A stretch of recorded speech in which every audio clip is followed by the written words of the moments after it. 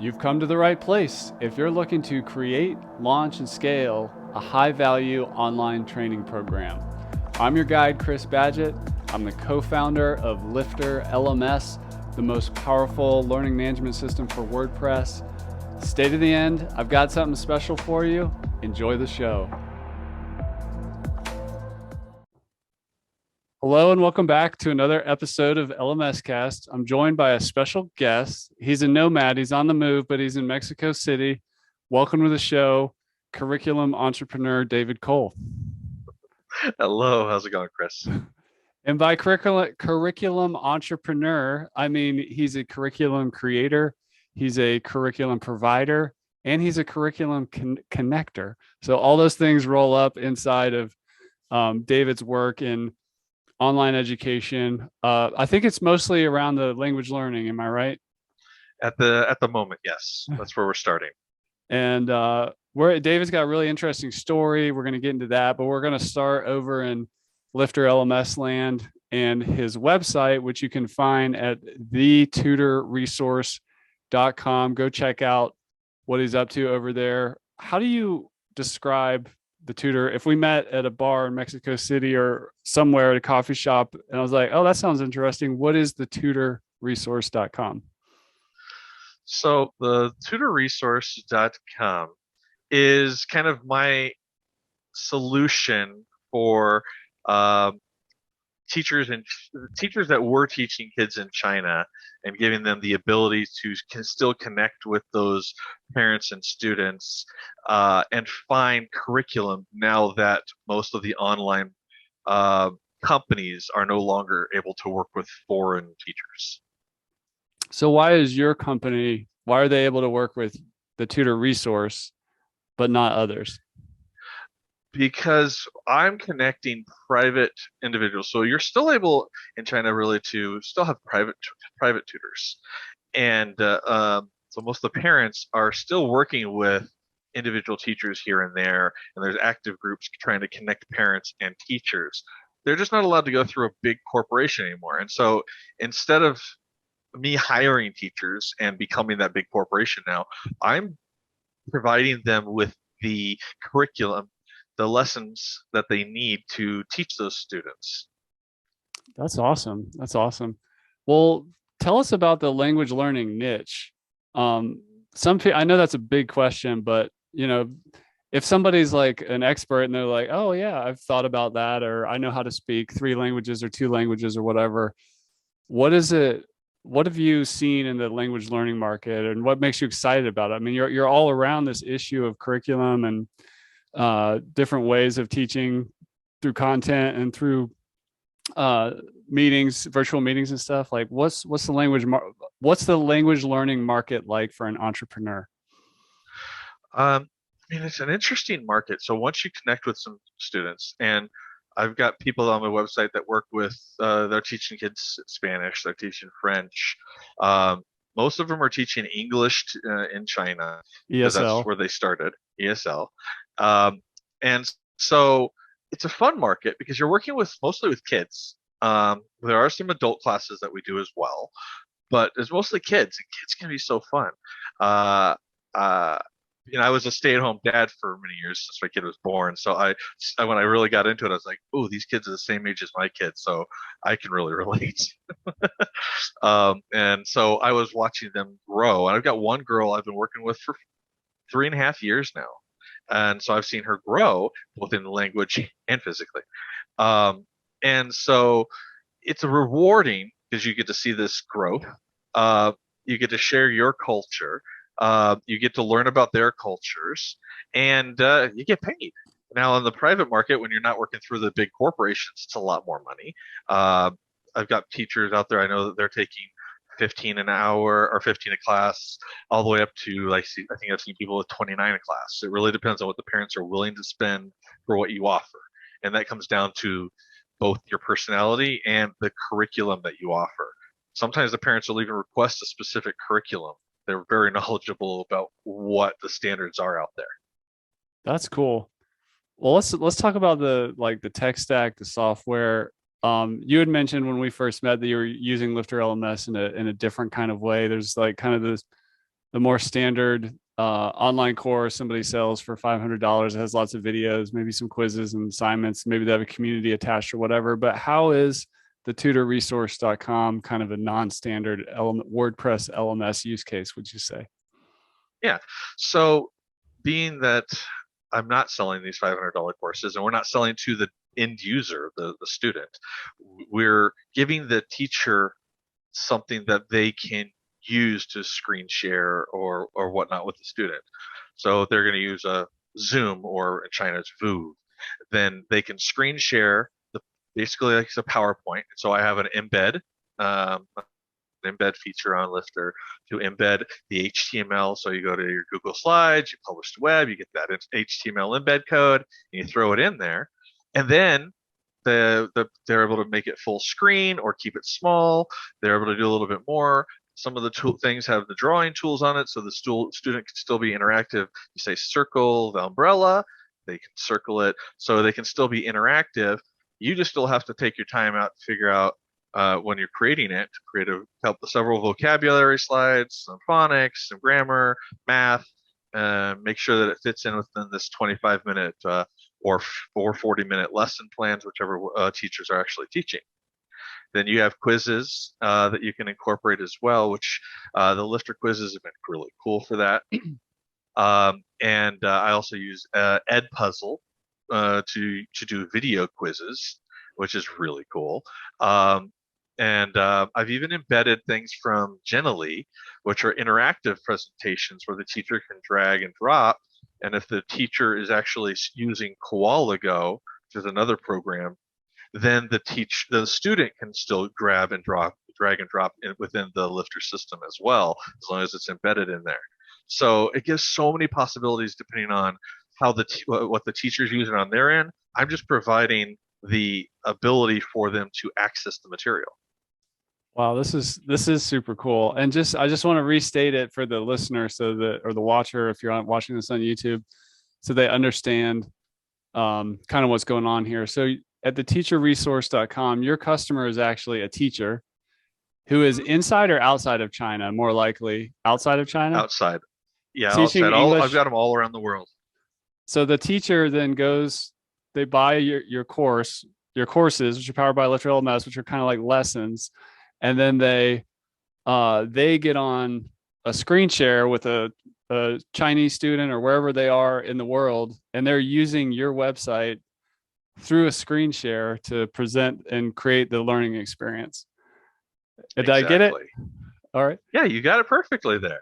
Is that do you know that the LMS industry has too many TLAs, which stands for three-letter acronyms? Is this an ILT thing, like an instructor-led training? Have you heard that an acronym?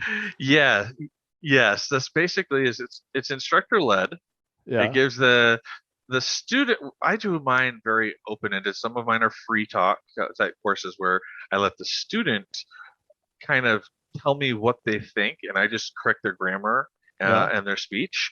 But we'll throw up an idea. We'll show something like a panda on the screen, and I'll give some facts, and I'll ask them what they think about it, what they understand from that. Maybe we'll have a reading, and then they'll explain their comprehension of that by what it meant to them. And most of what you're So it can go doing, a little both ways.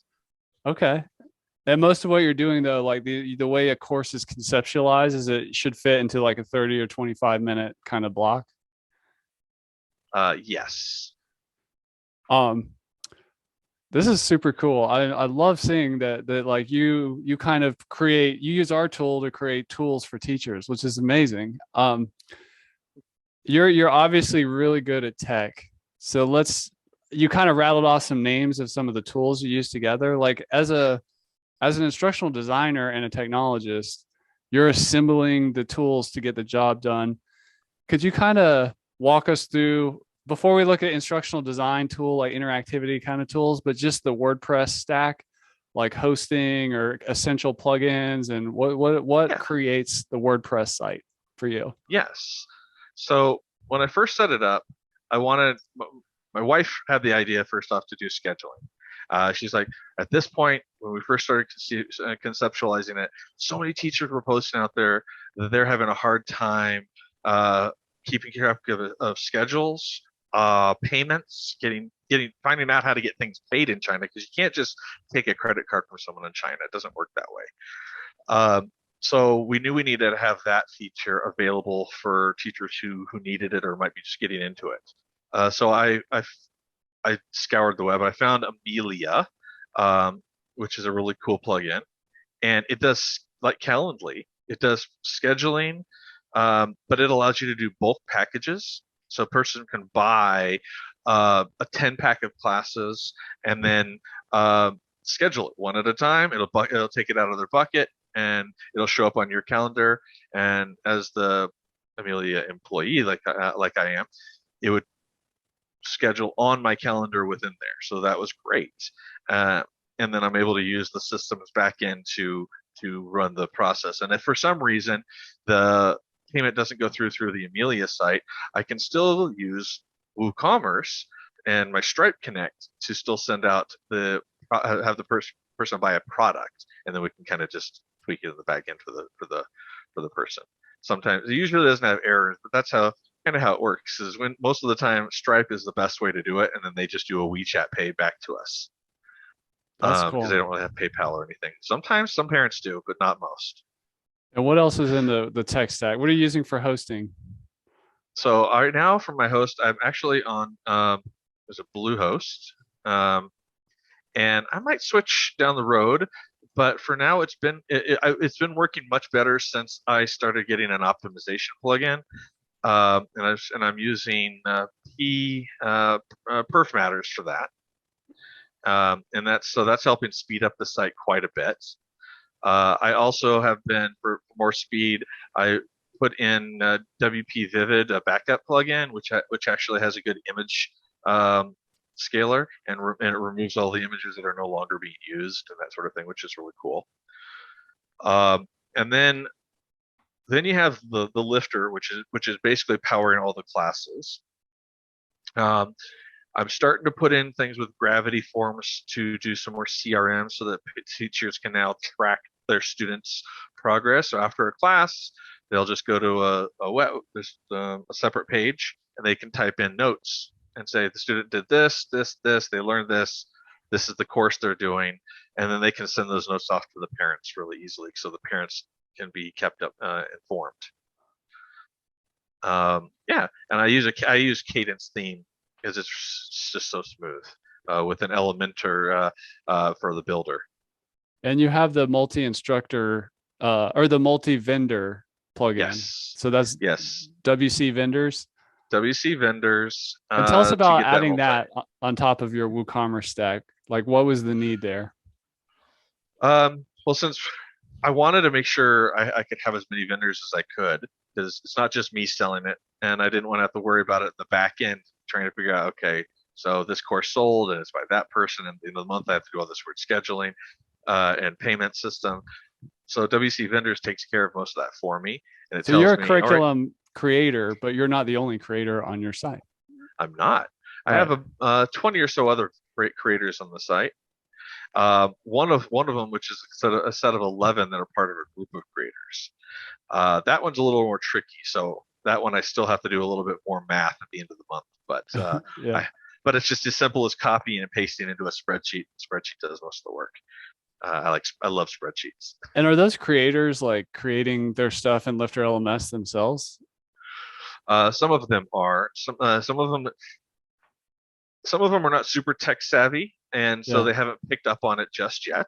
But they're learning, and I put my own course creation class together, which I offer for free.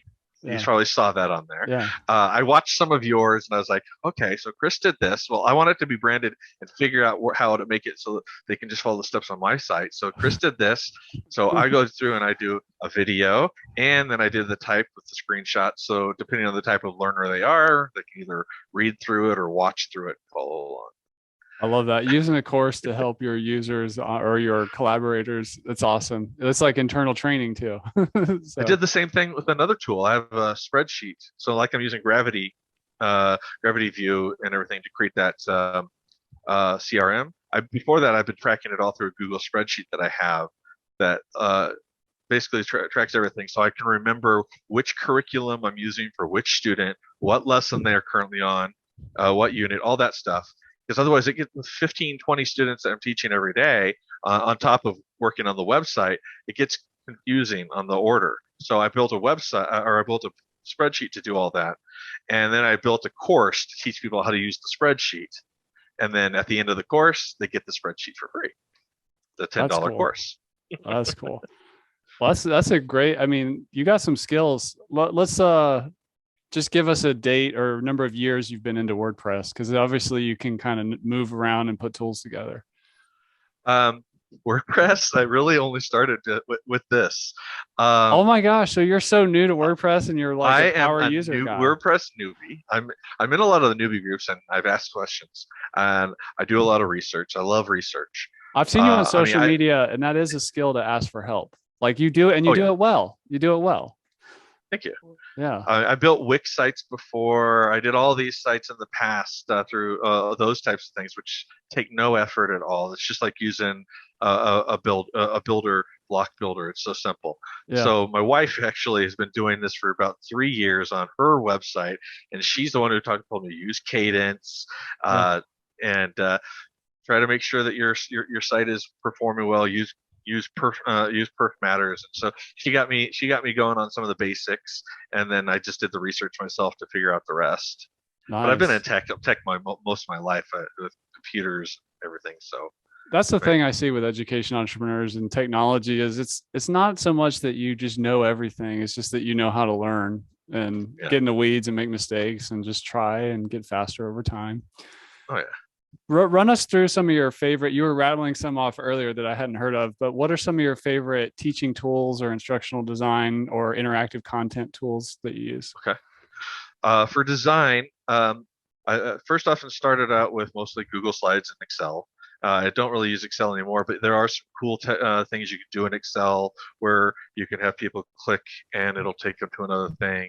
You can make some interactivity, but that's getting pushed to the side with other things like Genially, which is a new tool that I just discovered, and it just kind of exploded while people were at home during the lockdowns around the world, and teachers had to learn to teach online. But it's interactive. You can create interactive homework. You can create interactive lessons, PDFs, anything really. And so that's the new one. And then Ed Puzzle, which is a video where you're able to make video quizzes. So you'll play a video from YouTube that you put in there, and then pause it every so often, or it pauses when you put in a question, multiple choice, fill in the blank, click on the screen, lots of different options, and that way you can ask them about it. The first time I used that was with a Olympics lesson, and so I was asking, "What sport is this?" This is skiing, and so that so on and so forth. It was really kind of cool. So there's lots of different programs to use to embed. And I really like the video features. So now on the lessons, we'll throw in a Google Sheet, so people can that are old school and they don't like all the extra bells and whistles. They still can see the class. Then I can upload that Google Sheet into Genially, and it converts most of it. You have to do a little tweaking here and there to make it interactive the way you want, format it the way you want. But then you pretty quickly have an interactive version of the same lesson, and then you can add in any other video quizzes or anything after the fact that you want as well. Wow. So those are the main ones that I've been using. And then to teach, you can use Voov, Zoom. I use ClassIn. It's the number one that I like to use because it's just so versatile. Wow, that's awesome. That's quite the stack. And I know you have your personal blog, which is ouroffbeatlife.com. Did I say that right? That is correct. Yeah. And you folks are working on a course, or your wife is, about this. You have a nomadic lifestyle and you figured out how to kind of break free to digital nomad, work from anywhere, kind of thing. Tell us about this course you're planning for that? She's just kind of been outlining it lately, and I mean, it's going to be an extensive course, some educational components in there to follow through, and just kind of give you the idea of how we did it and how you can kind of alter it to your lifestyle. We keep getting those questions everywhere we go. Yeah, like how'd you Uh, do it, right? How did you do it? Wait, you travel full time? How do you live? Wait, Yeah, you only make X dollars a month? How do you live? right. And so we're going to answer some of those questions in there because it's all about research before you go somewhere. It comes down to mindset and changing that mindset because you have to be open. Everybody says think outside the box, but really you do. Yeah. Um, you can't hold on and be a hoarder forever type situation. I mean, I sold everything to do this lifestyle, including our home, and now my car is now my home since we're driving. Uh, so you take care of that now. How much time did it take for you to go from, okay, I think I want to kind of become, I know it's all a work in progress and it's just like this arc, but how long from the decision, like, I think I want to become this kind of nomad, work from anywhere person, did it take to really do it and be able to just kind of travel on be to really unlock that freedom from the decision point? From the decision point, I mean, obviously, it had been something that we've been talking about since our marriage started doing something. But from the decision point, it took us a year. We said, all right, for sure, we are going to do this.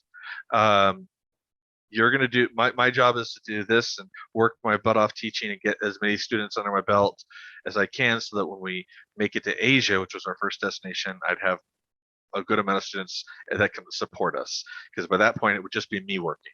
My wife decided, okay, I'm going to dedicate myself, work as many hours as I need to, and get and do this particular job, even though I don't love it, just to rack it up, put as much in the bank as possible, not spend a ton on food. We are literally penny pinched for that year, and then made the decision.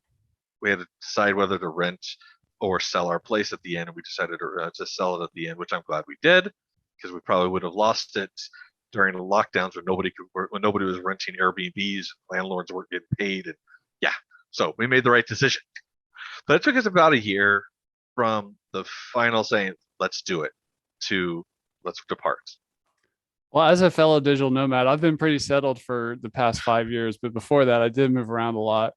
What's kind of your itinerary of like major things you did or places you went, and when did this start? Like I think you said 2019, or is that Yeah, when? Yeah. yeah. So in June of 19, we sold our place in Chicago. And then we joined Trusted House Sitters. If you're not familiar with it, it's awesome.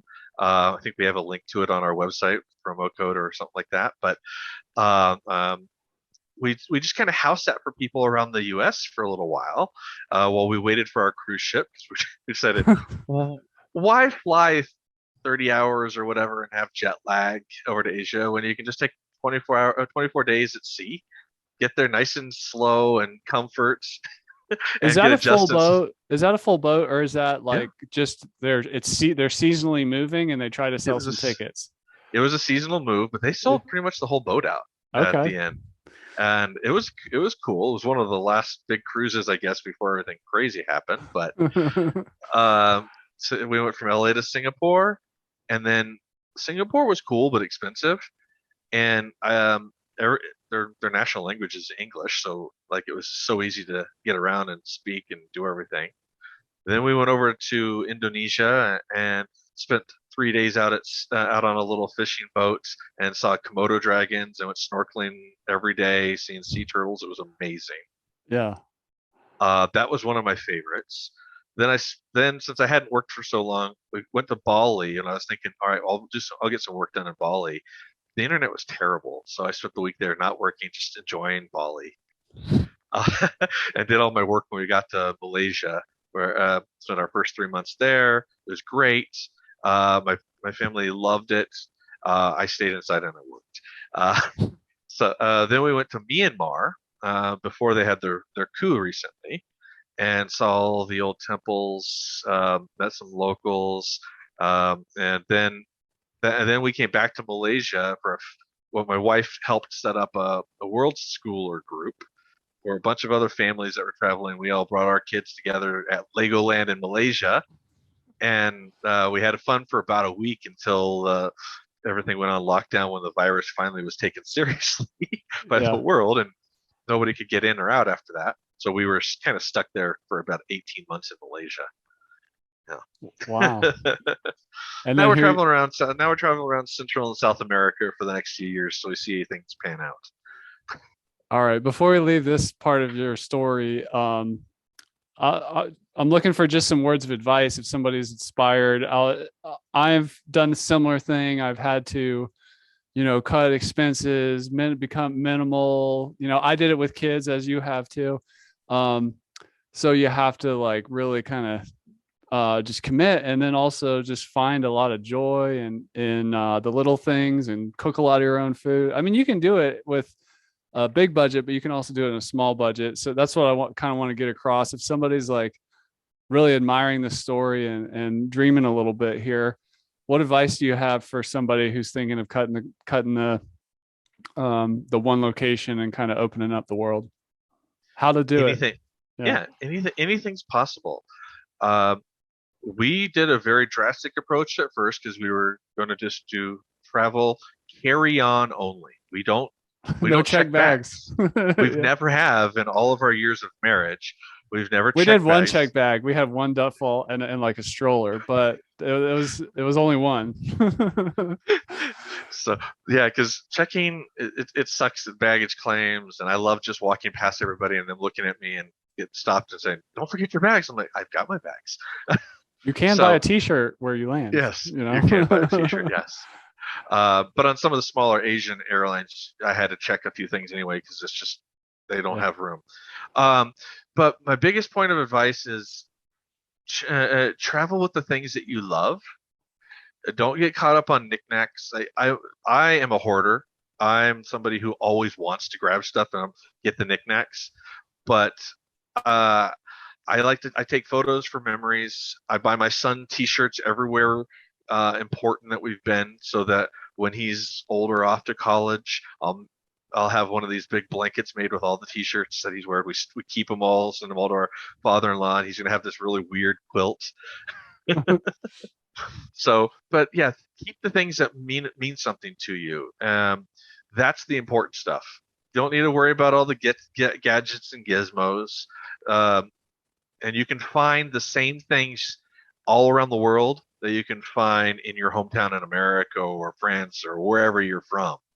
It Every place seems to be very similar. We were driving through Mexico today. I'm like, I want to take out my camera and just do a live feed, show everybody this looks just. I'm like, just ask people where in the world do you think I am, and people would have just said Texas because it looks.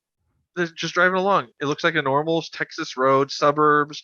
The houses don't look very much different, other than in the U.S. we like to use drywall and siding. That's awesome. That's awesome. Well, let's bring it back to Lifter LMS. Why did you choose Lifter? How did the selection story happen there? It was a lot of research again.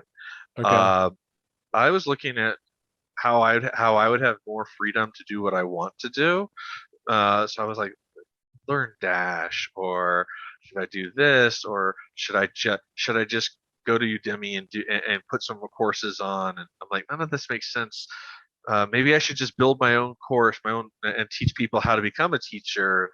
But eventually, I was like, you know what? I need something that will be versatile and allow me to do everything uh, in one.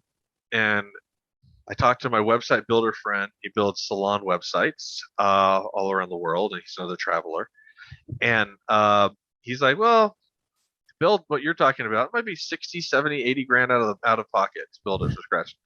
Nope, not right now. So I'm going to try to cobble it together with WordPress. And I did a lot of questions on the different blog posts. People kept saying Lifter's the greatest. And I watched a lot of your videos. You just Googling what I want to do. You've got great SEO. I mean, it pops up. And so I was like, okay, Lifter's in my brain. Let me see what it can do. And you got your great sandbox tools and stuff like that. So I was able to find out that, all right, I can do a majority of what I want on here, not everything, but let's see what else I can cobble together after the fact to do the rest. That's cool. What's your favorite feature, or like what part of it do you really appreciate?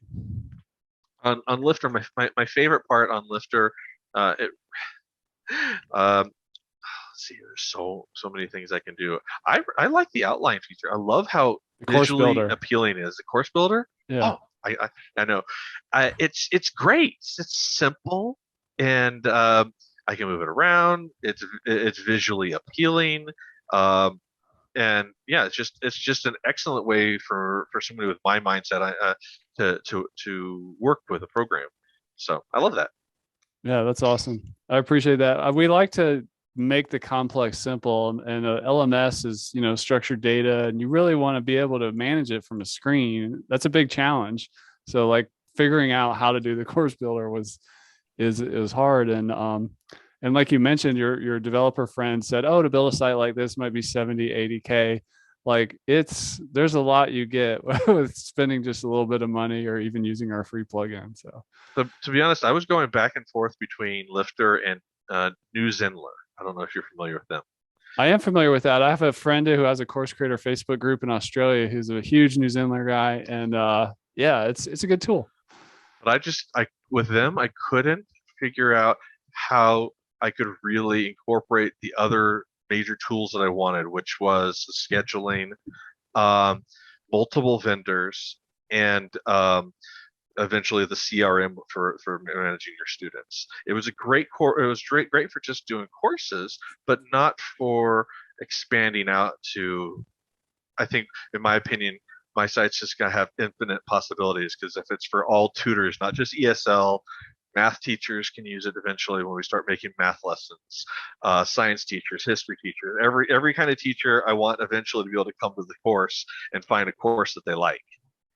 Oh, that's awesome. And you do have a great domain name. The tutorresource.com is a great. Had you had that for a while or did you just get lucky? No, I was so lucky. Okay. I didn't have to pay big bucks for it. It was available. It was great. Well, good for you.